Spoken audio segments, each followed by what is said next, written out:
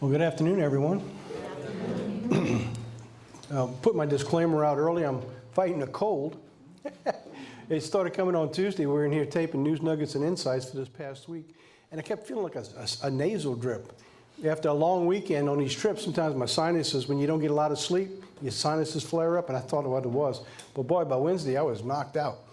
But anyway, trying to get a schedule to get all these sermons out at a certain time frame with the holy days coming up so I can get this out the way to get on to the meteor subjects of the time during the Passover. So I'm trying to get that done. So hopefully we get this through today and it'll be exciting.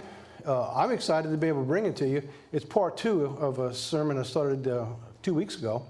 Before I actually get into it, I want to let you know that we had a great Sabbath last week in Kansas City. It was actually in Tonganoxie, Kansas.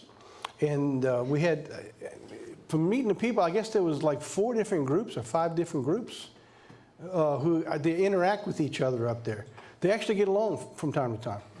A Church of God group, put this, it's on tape, they do meet and get along, which is really good. So it was pretty exciting. Steve Hicks and his family came up.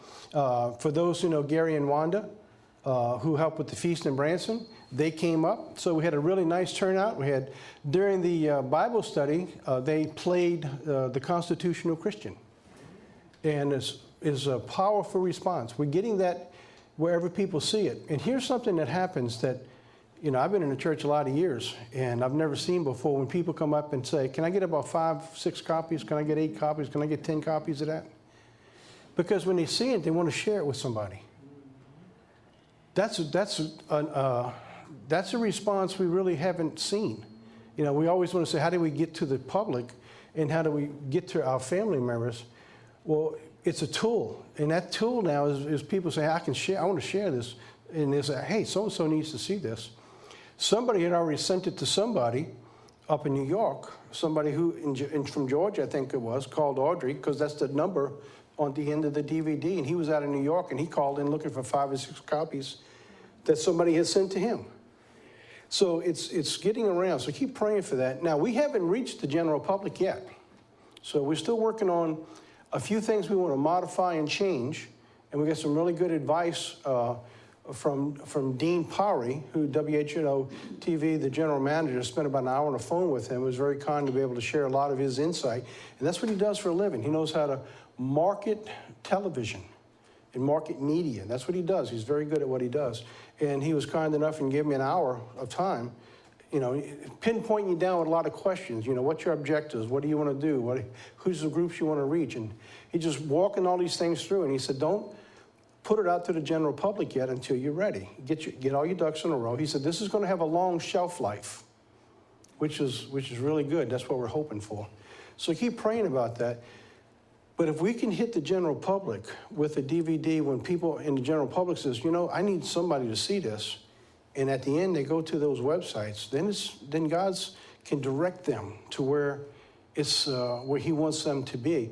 And it's just like the worldwide used to do, is you want to get them on a mailing list. Well, the modern day today is technology. Get them in a website, get them on whatever hand tools they got, and pass it around.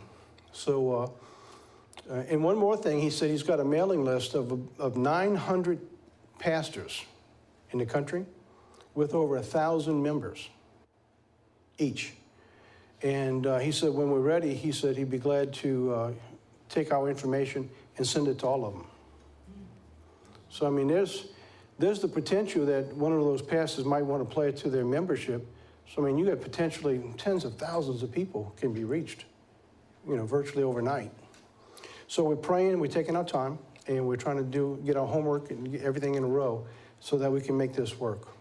And so anyway, I wanted to mention that to you. But it's really nice to go to a fresh audience that you're not in your home base here and see a reaction for somebody that you've never met before. And that was very positive. It was a very positive meeting. They have a great group up there. It's called the Heartland Church of God, who sponsors it. The get-together, and they cover most all the expenses to bring me up there. So it's really, really nice for them to be able to do that. Okay, I do need, because I'm a little sinus, I'm going to get some water. Hopefully I don't interrupt the sermon before I get going. Okay, as you see, I'm glad you're here, especially with Mardi Gras and all the crowds we got in the traffic. Anybody have any trouble getting in today? I know Jeff said he left at 10:30. It took him 2.5 hours to go an hour trip. Bobby said it took him almost an hour just to get off the expressway at Stump because of all the traffic. And all you people are in here not enjoying the Mardi Gras. People come from all around the world to go see the Mardi Gras, and we here trying to get away from it.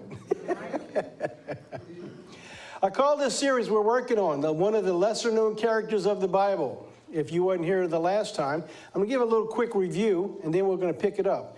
Today's part 2 of the story of King Jehoshaphat, the king of Judah. This time we're going to be talking about changing the culture of a nation. You know, and I didn't anticipate when I started working in this, you never know where God's going to lead you when you start doing the study. It is so exciting when you start working in these things because you've got a mindset, what you think you're going to go looking for when you study something. Sometimes God's got a different idea.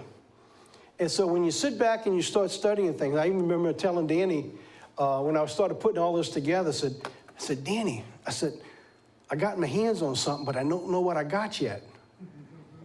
And he's looking, he's wondering, I said, it's about King Jehoshaphat. I said, there's just so much information there, I can't decipher it all. And so it's been several weeks just trying to figure out what I was looking at when I was reading and trying to put all these thoughts together. So I hope you'll find this part of it as exciting as the last one because it's giving us a type of a nation that's almost identical to the time that you and I are living in today. So, all right, let's go through this. All right, so the Bible gives us several events in the life of King Jehoshaphat. Last time we focused on chapter 20, and we're showing how it had an end-time significance. We talked about Jehoshaphat's name meaning God judged. You know, Jehovah has judged. We focused on 2 questions. The first one was, why did Jehoshaphat react in such a godly way? So in chapter 20, we find the story opens up, and this is what we'll review just a little bit at the beginning. The story opens up in chapter 20 that all of a sudden Jehoshaphat in Judah finds himself with an army at their back door. But his reaction is unusual because he reacts in a godly way. The second was, why did the entire nation react in such a godly way? Now, I don't know if you caught it or not, but last time we focused on the first part of these 2 questions. We didn't really focus on the second question. See, today we're going to focus on the second question. Why did the people react in such a godly way? So let's talk about what they did, all right? Part 1, we covered our background, topography, and we addressed the question was there was any future significance to what this story of King Jehoshaphat might have for us today. So now this was the amazing thing when you start looking into the story, how much God, in his ability to leave his word for us, puts into just 2 verses. All right? The focus of the story is right here. It was the battle against Jehoshaphat. That's what the chapter 20 focused on, right? It had 6 points that I brought out. First, that it came to pass. That means that whatever took place before, it's telling you now, after that, this is what happened. So when you see that, you got to go back to say, well, what happened before that? So God's showing us, like, and it came to pass. Well, if you want to know why they're doing this in chapter 20, go back and read what happened before. It tells us about who the people were who were coming against them for battle. It was the Moab with the people of Ammon and others, and with them besides the Ammonites came too. All right, so the others, we focused on who the others were. And we come to find out in the story that it was a brother nation. There was in a confederation. We'll show you that in just a second. 4, it says a great multitude is coming. So it doesn't tell you how many, but we deciphered as we went through it that the army that Jehoshaphat had was over 1 million men, just in Jerusalem alone. So when they say that there's great multitudes coming against them, that they have no power, you're talking about a man who commands an army of over 1 million men. These were elite fighters that were in Jerusalem besides the cities around Judah. So he could have had 1.5 million to 2 million people on his own, and he's looking at this army coming against him that they said that we have no power against this great army. So there could have been 1.5 million, 2 million people coming against him when you begin to look at the magnitude of the story that was building up. It tells you where they came from. And so this confederation that they came from beyond the sea in Syria, and I'll show you the map again, and then we'll move on. And it told you where they were when they were discovered. All right, so that was the story of the impacting doom that was coming on Judah until King Jehoshaphat turned to God, called for a prayer, and called for fasting for the entire nation. And then the entire nation actually followed suit and did it. Other than the time of Jonah, when he went to Nineveh, this is the only time in the Bible I can find that ever happens. All right? So I can't find it in Israel, and I can't find it anywhere else in Judah that this took place. The only thing I don't find the connection here is that here they didn't call for all the animals to fast too. In Nineveh, they told the animals, they won't give nothing to the animals either. So, all right, so now, here's the map of what was going on. All right, so it said that they came from beyond Syria. There's Jerusalem, all right? So here we have Jerusalem, all right? So the army that's coming at was on this side of Syria, it says. So it would have been all the way around on this side of Syria coming in, okay? So there we have Jerusalem. There was an alliance to defeat King Jehoshaphat. You had Ammon, as the verses tell us. Then Moab, all right, the next nation below them. And the others we've seen in the same chapters we went through. The others was Edom. So what we have here is a complete circle around Jerusalem that was sneaking in on them to destroy them with over 1 million men. And then the Bible said that the enemy was in Hazazon, Tamar, which is in En-gedi, and that tells us exactly where they were.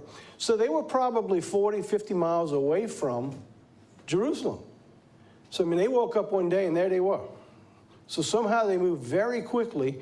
Behind the scenes, nobody caught them, and there they were.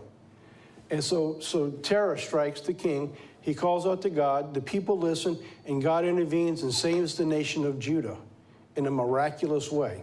In fact, we're not going to cover it today, but it was so miraculous that when God told them to go out to fight, they went out fighting, not with swords or spears. They went out singing songs. On their way to battle, they're singing songs because they trusted God. And God said, listen, the battle's not yours. You go anyway. The battle's mine. And when they got there, the people had killed each other. And it said none of them escaped. So it was a powerful story of what God can do. And we showed that it was the type of the end time. So when they see that battle, like the Battle of Armageddon, that's going to be coming at the end, the battle is God's. You know, but God requires us to be a part, and that we have to hold fast just like they were told to. And we're going to have faith. So when things look the bleakest, when you don't think you can do anything, God's saying, you trust me, and I'll pull you through this. You know, that was the main primary part of the story. This was Jehoshaphat's response. So Jehoshaphat feared and set himself to seek the Lord and proclaimed a fast throughout all Judah.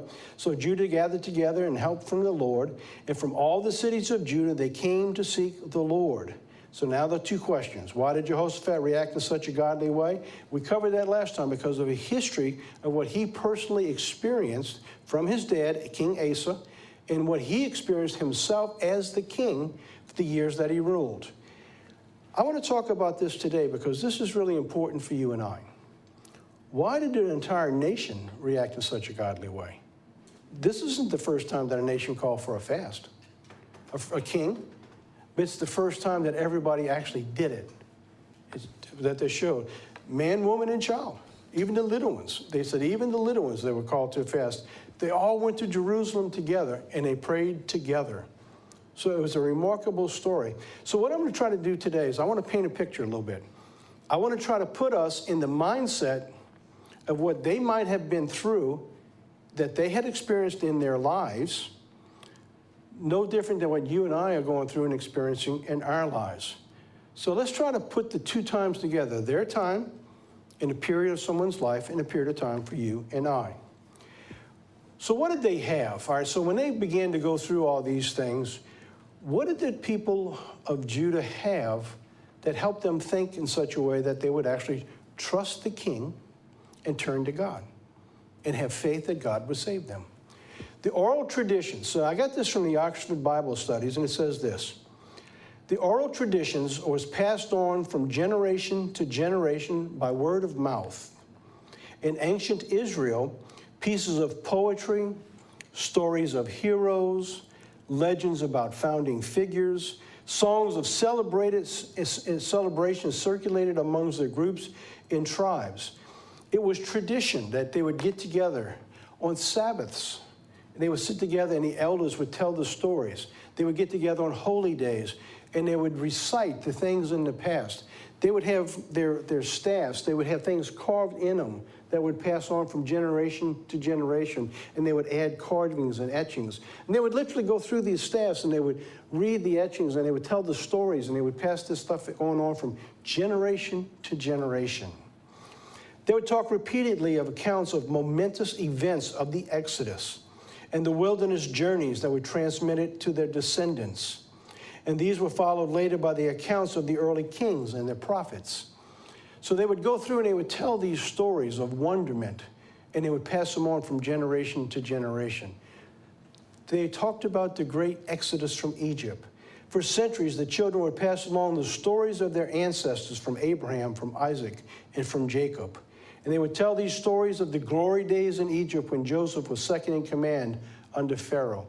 They would talk about the time when God removed them from the most powerful nation on the face of the earth, Egypt, and how he parted the sea. And these stories would live on forever. Not unlike today, when we talk about World War II and the accounts that we've been through. And I'm trying to draw some stories here and how these connections that helps us to understand the Bible. So they talk about Joseph. So they had something else that went along with the oral traditions. Look in Exodus chapter 12 and verse 26. And it shall be that when your children shall say to you, what do you mean by this service? We're talking about the Passover service.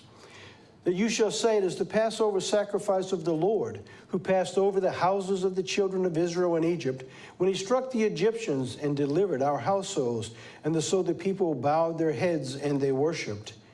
Then the children of Israel went away and did so, just as the Lord had commanded Moses, and so they did. What did they do?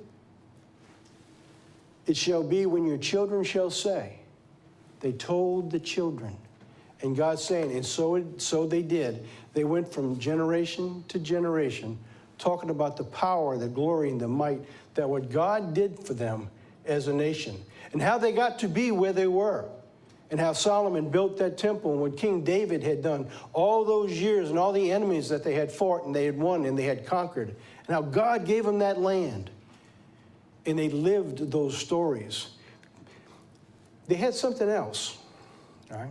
They had something else with them, something like you and I have today. They had what I'm calling the here and now effect, all right? The here and now effect. For example, they had the bones of Joseph with them. So not only was it just legendary when they talk about these stories of what they did, they actually had physical living proof of what took place. This is just one example. They had the bones of Joseph. Look in Genesis chapter 50. So when they would recite the stories, they would recite this story here. So Joseph said to his brethren, I am dying, but God will surely visit you and bring you out of this land to the land which he swore to Abraham and to Isaac and to Jacob. And Joseph took an oath from the children of Israel, saying that God will surely visit you, and you shall carry up my bones from here. And so Joseph died, being 110 years old, and they embalmed him. He is put into a coffin in Egypt.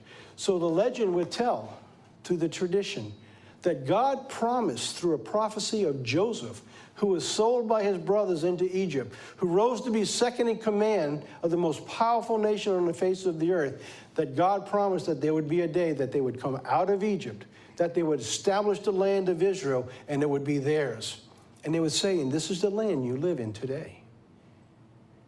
You know, that's where we are today in America. There's a prophecy that God says, and when you are moved again, Israel, this is after they're all in the land, that God was going to move them to another land and settle it. In one of these days, we're going to be able to stand from the housetops and say, America, this is the fulfillment of a prophecy that God gave to Abraham and to Isaac and Jacob, just like they did now. Now, you're living in prophetic fulfillment. You live in Israel, America today.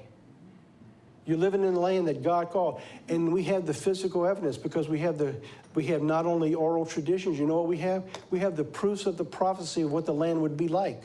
No other land exists than the one we see. But the world is blinded to that. And we'll be able to shout it. And God's going to take them blinders off.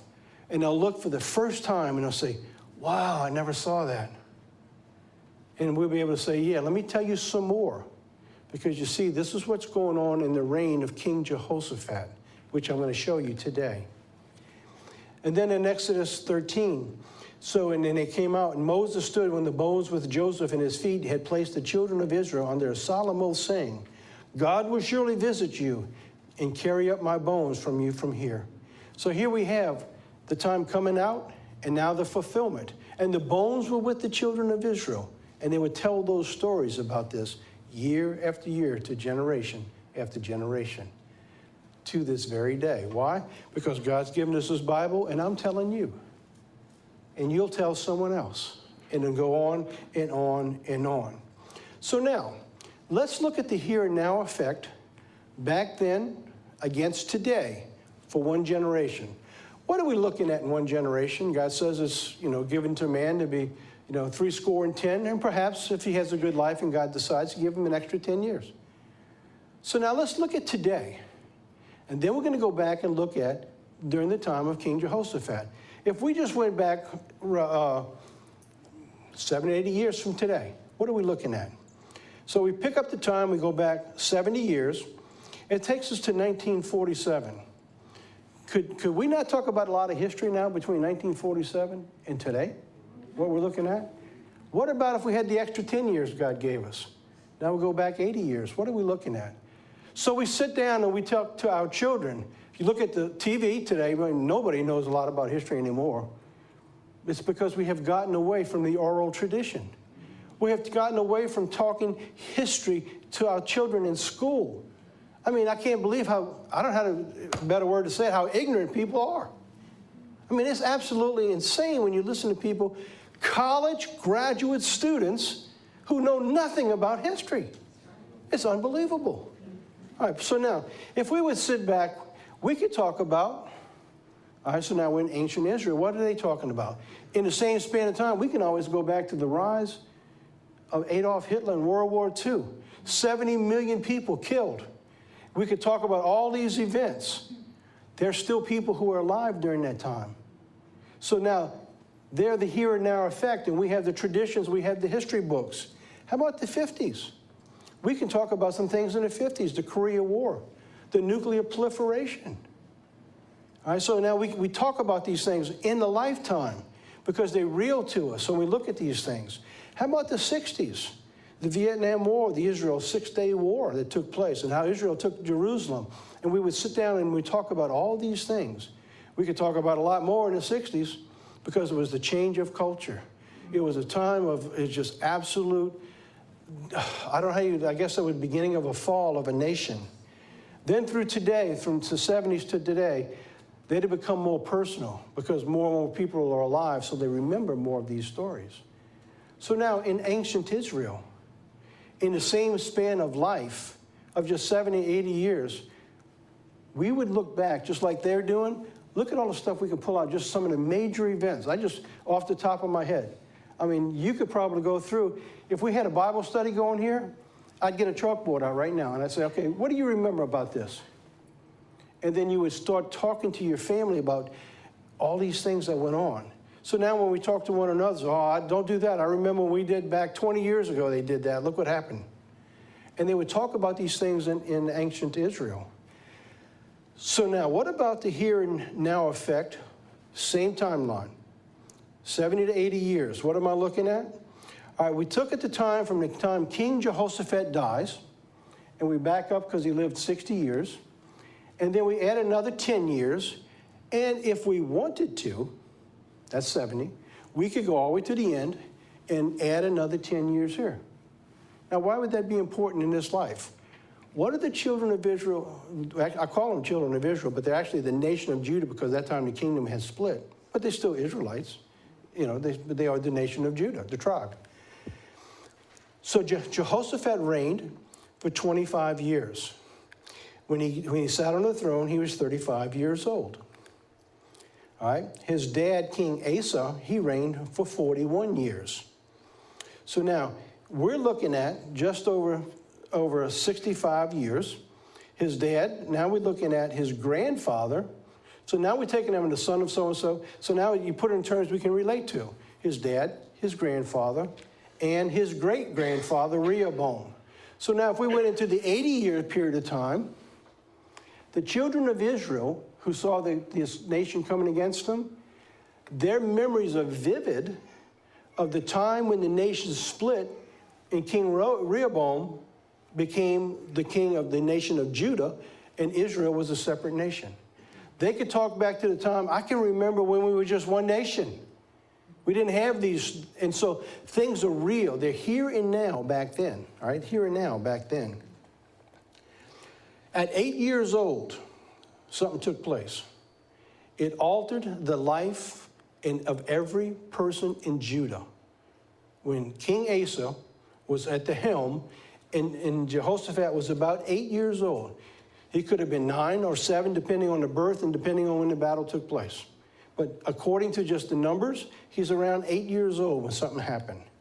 It was the battle of a 1,000,000-man army that came against Judah, where his dad cried out to God, and God intervened and saved the nation. You think they would have forgot that? Did anybody forget World War II? No.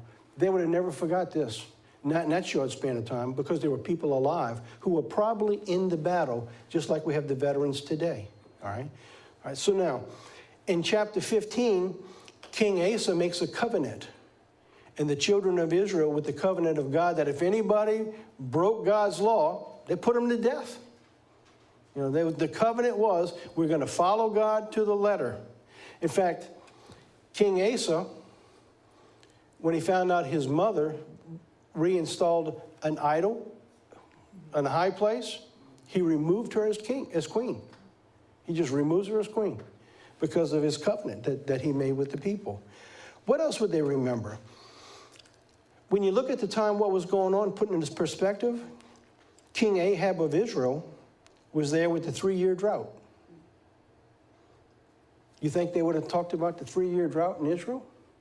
When King Ahab went looking for the prophet that told him, by my word, you'll not have any rain for 3 years?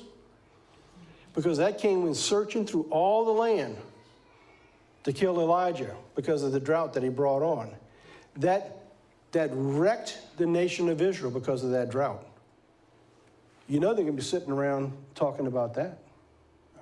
So what am I bringing out?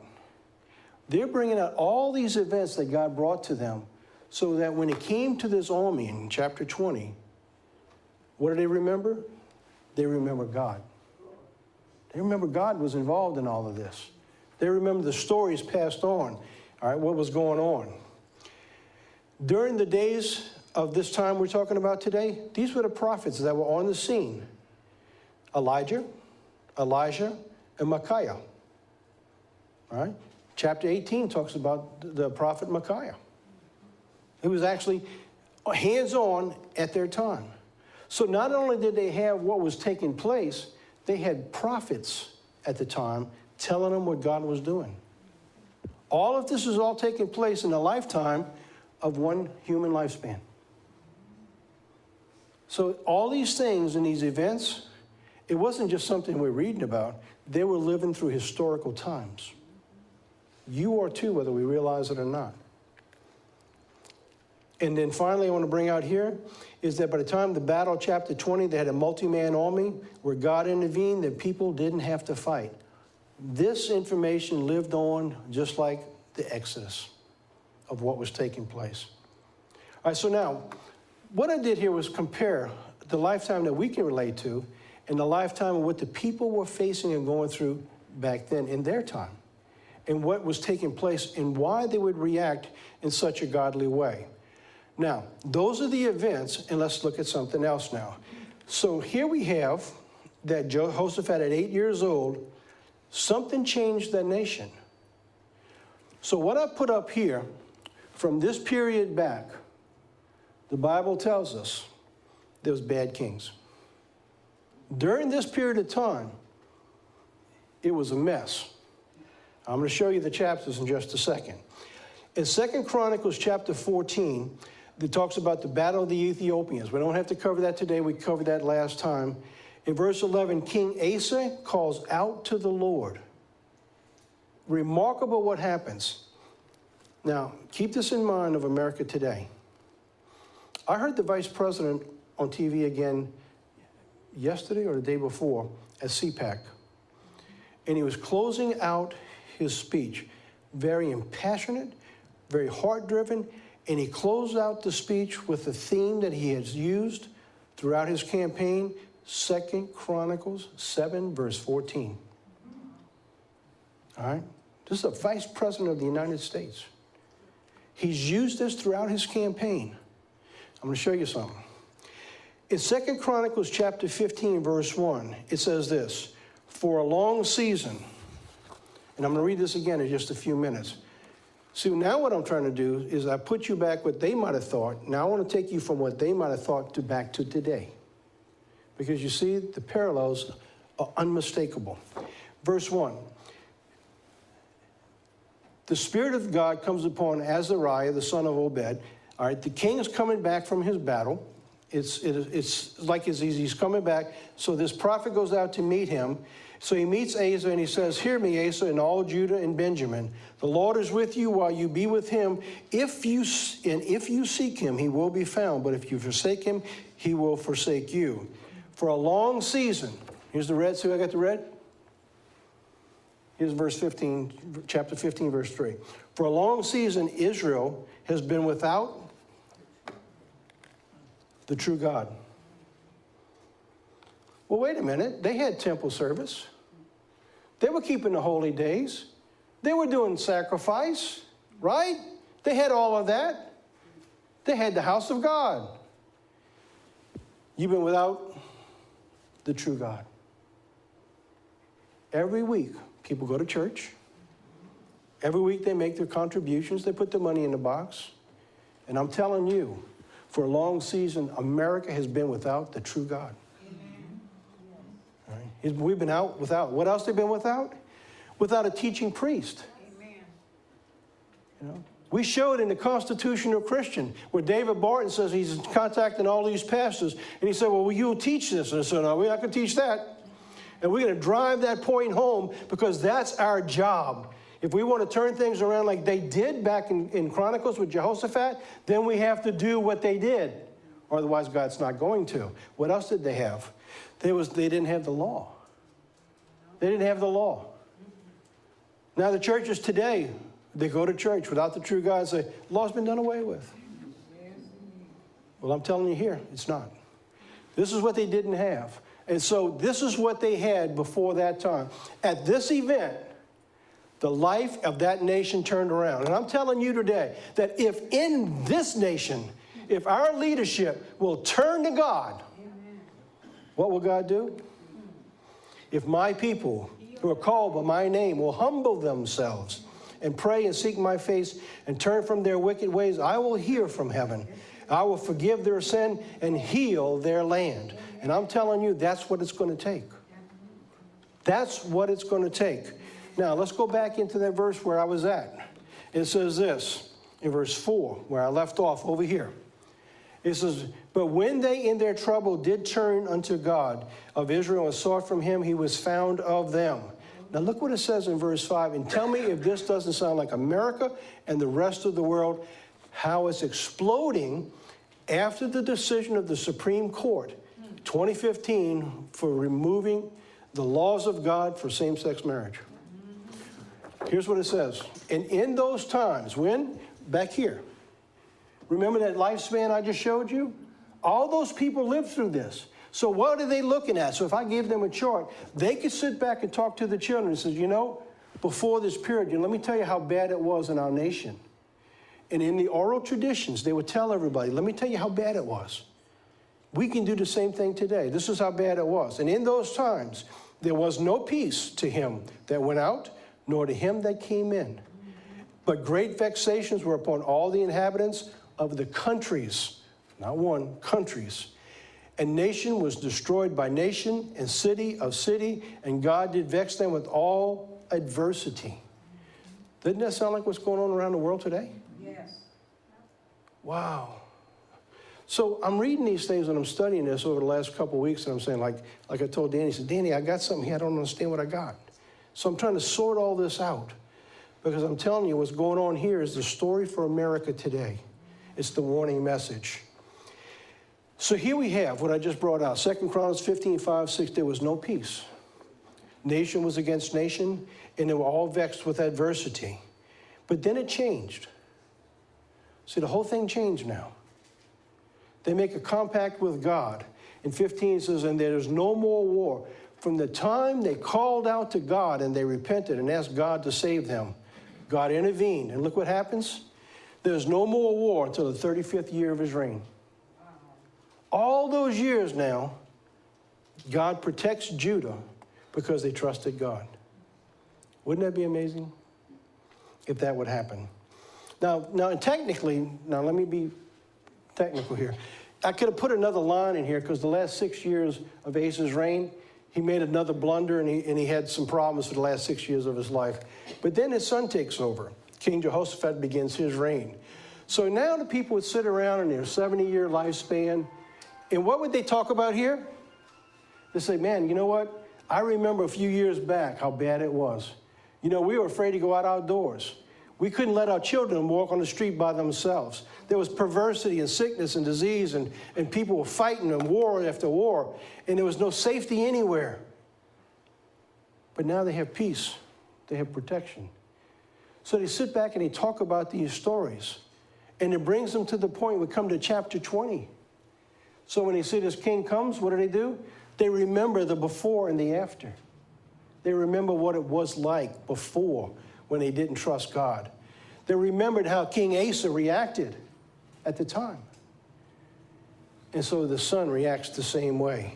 So Jehoshaphat's reign, he does something else. So not only does he take command and reacts in a positive way, but before chapter 20 takes place, you know what he does? He begins a religious reformation. In other words, he had to bring back the laws of God, because you see, they didn't have them here. Now, they committed to God, but there was still no teaching going on, and there was still no nationwide instruction of what's to be done. There's also a civil reformation in chapter 19, where he reestablishes judges in the proper priesthood. So I'm going to just cover, just real briefly, those two chapters to show you what needs to take place. And what you're looking at here is what's probably going to be our job in the millennial reign. Because you see, God's going to restore all this. And when he does, what's going to have to happen? He'll come back and he'll call everybody to Jerusalem, and he'll say what? For a long time now, you've been without the true God. And you've been without the teaching priests, and you've been without the law. Across the world, and he'll begin to teach. Look in chapter 17, it says in verse 6. This is Jehoshaphat when he takes over. His heart was lifted up in the ways of the Lord, and moreover, he took away the high places, the groves out of Judah. Now, I'm going to show you a slide at the end of the program, because you see, every time you turn around, the next king is taking groves out. Somehow, the paganism keeps us sneaking back in. Kind of like our lives with sin, if we're not careful. Our old ways wants to sneak back in. Verse 7 says, in the 3rd year of his reign, he sent his princes, even to Ben-Hail, to Obadiah, to Zechariah, and to Nethiel, and to Micaiah, to teach in the cities of Judah. So he's taken the educated, the wealthy, and the powerful. Where is he sending them? He's sending them out there to start teaching the nation. This is the first, right here, this is the first public instruction of a nation that's going on, taking place right here. It's beginning to educate the people. So he begins to send them out. And you know what else he sends with them? Verse 8. And he sends with them who? The Levites. Now, why would he send the Levites? Because, see, the Levites, when they were teaching, the Levites would go to the Word of God, and he would keep them in target of what God said and the way God wanted things. The Levites were the priesthood. They would keep things in a holy manner for the people so that when they taught, they said, well, wait. That's not exactly what God says here. See, this is the way God says this. They would keep things the way it was supposed to be. In verse 9, and they taught in Judah. And what else did they have? They had the book of the law with them. And they went throughout all the cities of Judah, and they taught the people. Public education in the nation of Judah. And they had gotten away from it.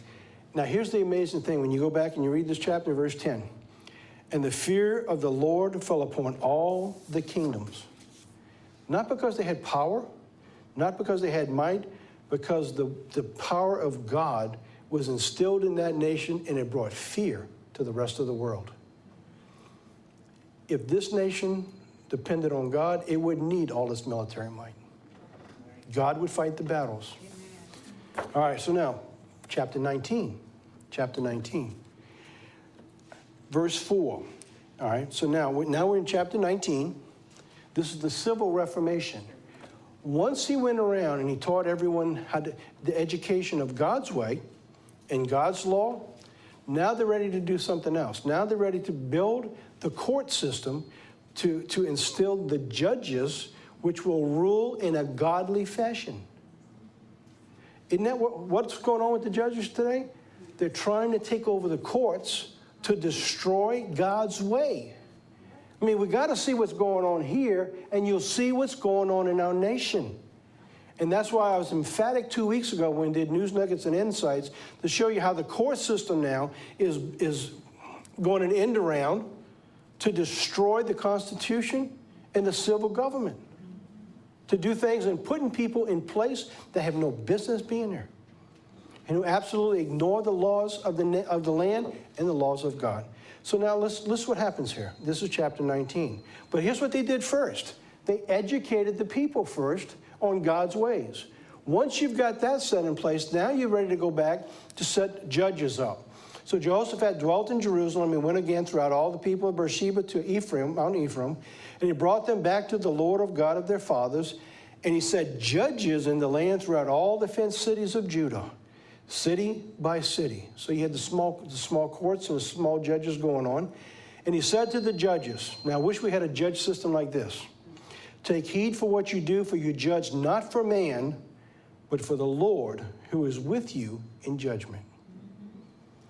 Imagine the court system today, who the judge would judge according to the law of God, that he would know that what decision he makes, he's accountable to God. Amen. Wouldn't that be amazing? That's why they had peace. So by the time we come to chapter 20, what are we looking at? We're looking at the structure of a nation who had been educated, where God had been brought back, the true God. Paganism's moved out. They have a system of civil obedience. Why? Because they could trust the judges that would give them a fair shot when things happened. And something went wrong, they knew that they'd be treated with honesty and with integrity. So they trusted the judge. They trusted the courts. They trusted the king. Why? Because everything was built upon obedience to God's way. And what else did they have? They had peace. And they remembered when they sat back what it was without peace and why they had the peace. So then he goes on. He says, now verse 7, wherefore now let the fear of the Lord be upon you. Take heed and do it, for there is no iniquity with you for the Lord our God, nor respect of persons, nor the taking of gifts. So whoever went in, they weren't going to take bribes. They wasn't going to for personal gain. And when they made a decision, they knew that God was going to hold them accountable. Moreover, in Jerusalem, did Jehoshaphat set a set of Levites and the priest and the chief of the fathers of Israel for the judgment of the Lord and for the controversies when they returned to Jerusalem. So in addition to all of that, what else did they have? That if there was ever a problem, they also had the priesthood out there who was going to keep them in the proper way that God had prescribed when he brought them out of Egypt. So they had all this going on, and it was a system of balances, and the judgment was correct according to God. And then verse 9, he charged them, saying, and thus you shall do in the fear of your Lord faithfully with a perfect heart. That's amazing. So when you see all this taking place, by the time of what we went over last week, when that army came against them, when they said, listen, we need to trust God, everybody with one voice came together, they prayed and they fasted. Immediately, God brings out a prophet from amongst them and said, this is what God's going to do. And they believed them. They broke out the music. They watched off the battle playing psalms, and God destroyed their enemy. Never in history had anything like that ever happened before. Never before. And I'll close this part out with this in verse 11. And behold, Amariah, the chief priest, is over you in all matters of the Lord. Who's the chief priest? Well, that's going to be Christ. He is our high priest. And so you have the system. And so what are we looking at here? In Jesus Christ, talking about you and I in the millennial reign, you'll be over 5 cities, 10 cities, 100 cities. And so you have what's going in play, and it worked. And it will work in the millennial reign. And overall will be Jesus Christ. So what do we have here? We're having a system of what worked in the past that could work now if this nation would listen.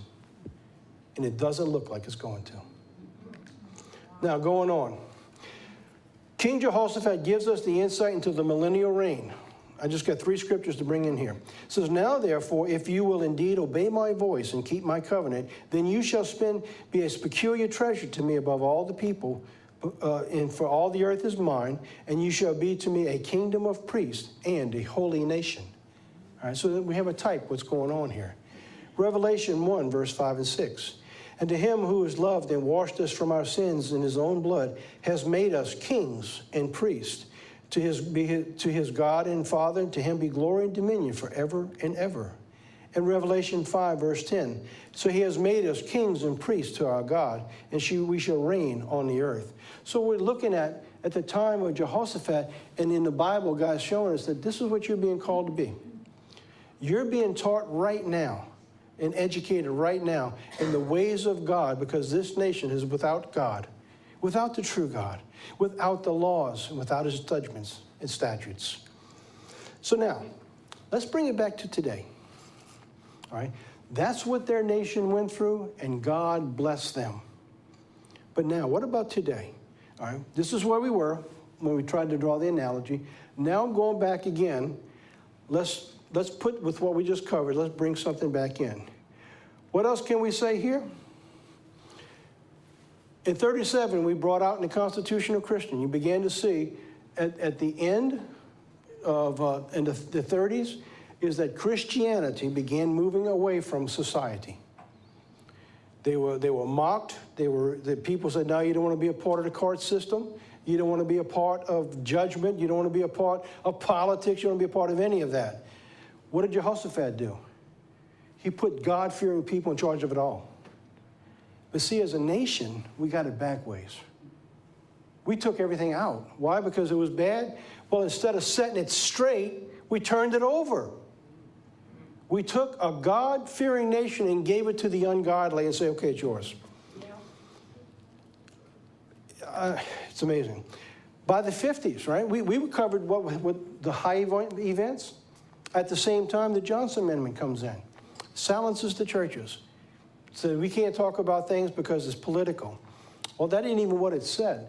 But you know why the churches silenced themselves? Because they were afraid of losing money. Yeah. That's the bottom line, y'all. If they spoke up and the IRS took away their tax-exempt status, people won't donate to them. So not only did they abuse the trust that God gives them in the pulpit, but just like with the judges, it says not for filthy gain and lucre, they turned their pulpits over for lucre because they wouldn't speak up because they were afraid of losing whatever gain they had. Strike 2. The 60s, we began to see the removal of prayer in Bible in the schools and disobedient culture. What was King Jehoshaphat doing? He was sending out the priests into the school systems, into the neighborhoods, into every city, and he taught them God. What do? We took them out. Strike 3. You're out. So then what happens? We read back in 2 Chronicles. Let's put this in perspective.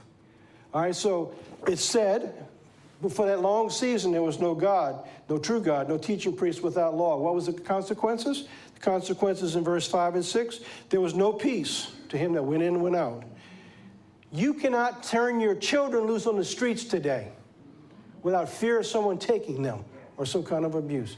You can't leave your home without locking the doors for fear of somebody taking and breaking into your homes. It's what happened? Well, it's the same way. You remove God, that's what you've got.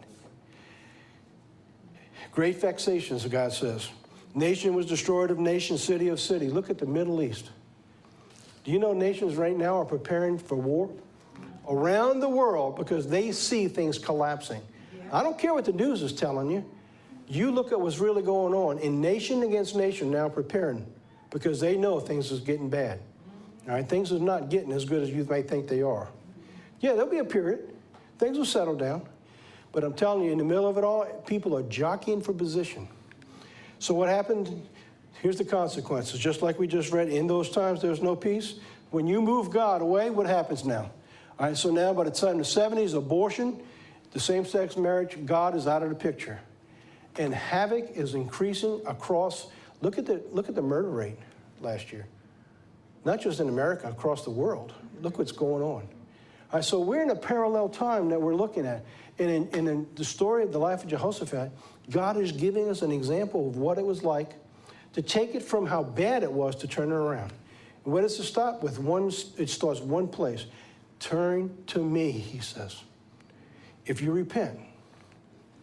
And it's interesting that the Vice President of the United States has used that scripture throughout his campaign. All right, so now the conditions in America and around the world are very much like the time when Jehoshaphat was a boy, when Asa, his dad, cried out to God in 1 Chronicles 15, verse 7. So now let's read that one more time.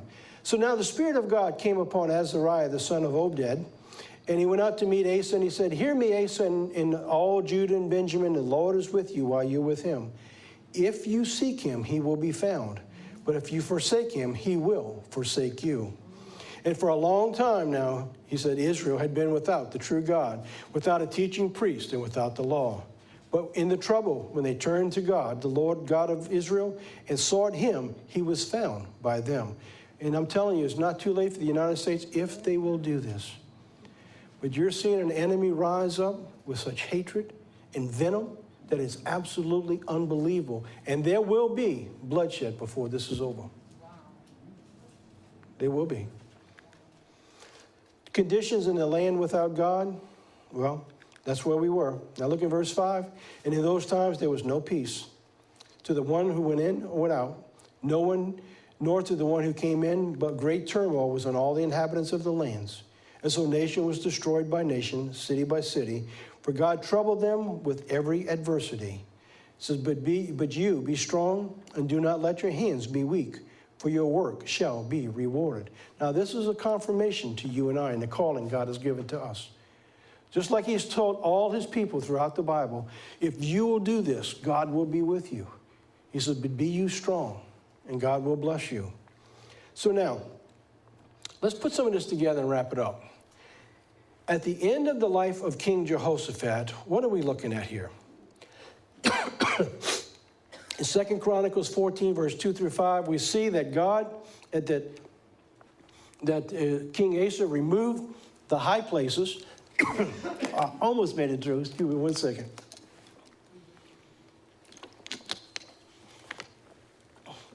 This is an amazing and a sad story, what I'm about to share. All right, you see when they repented, what did he do? He removes all the high places, the paganism, and he got rid of it out the land.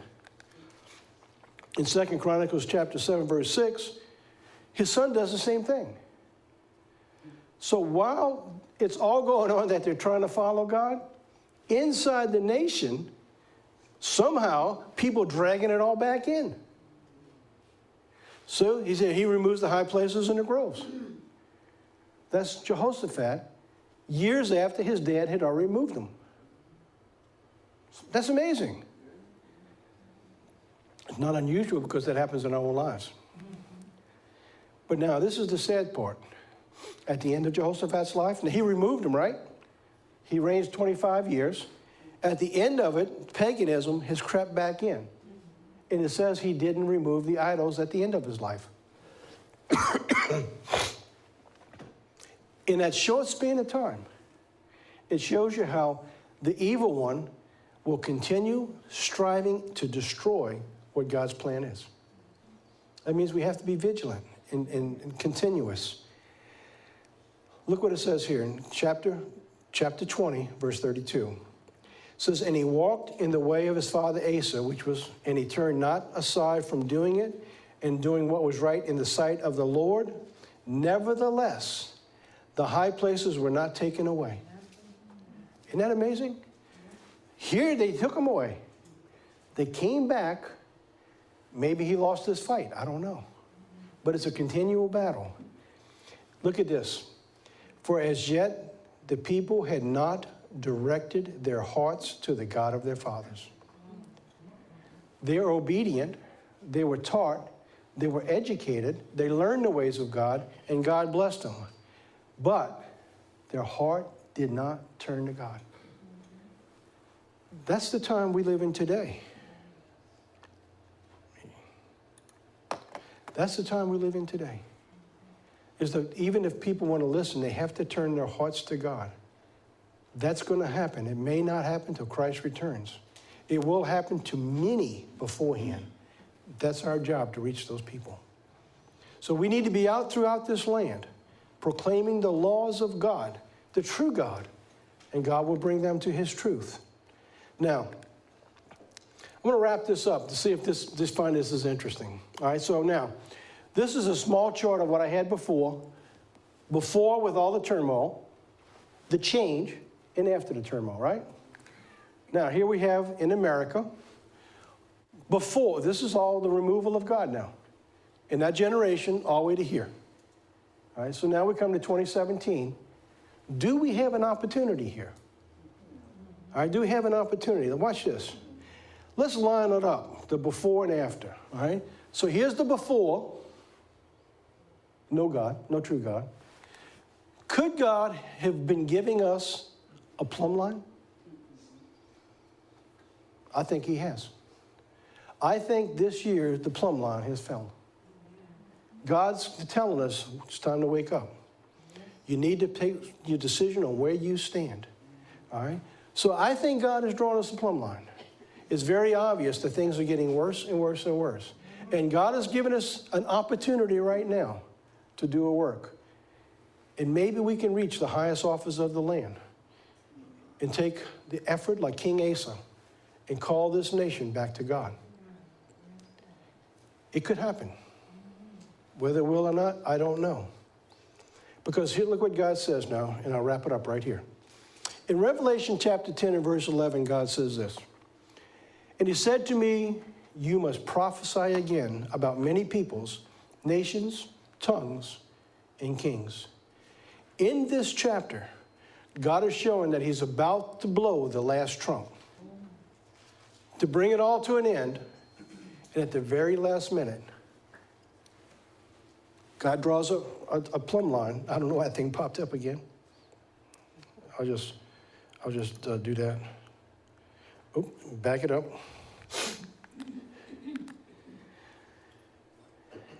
At the very last minute, God decides, let's give them one more chance. One more chance. In all probability, we'll have the Supreme Court protected. There's a rise from the conservative Christian movement around the nation that's found a voice, that's willing to speak up. They don't know the truth yet. But as we just seen, this nation didn't know the truth either. Amen. But when they called to God, God gave them a chance. And then he began to teach them.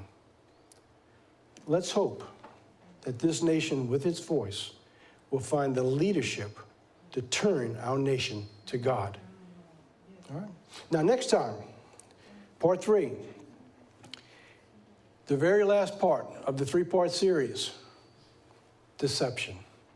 You can be amazed what's in that one too. God be with you till next week. Have a great Sabbath.